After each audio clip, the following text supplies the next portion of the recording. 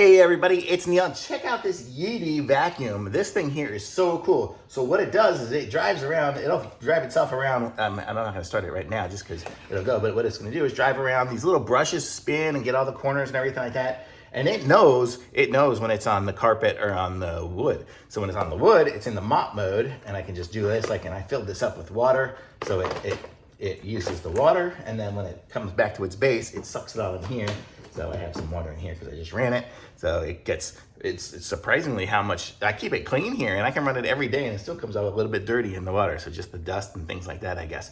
So that's it. And then the vacuum part gets sucked into here, and that's where it is. That's just an air purifier on top. But how cool is that? It's a really nice vacuum cleaner, and it sees with the radar and everything like that, and it goes through all my rooms and doesn't really get caught on anything except for sometimes if I have just a little towel on the floor, it might try to grind it up or something, or not grind up, but get caught up on it. So, but other than that, man, this thing is awesome, and it's the Yeedi, and pick up one of these, totally thumbs up.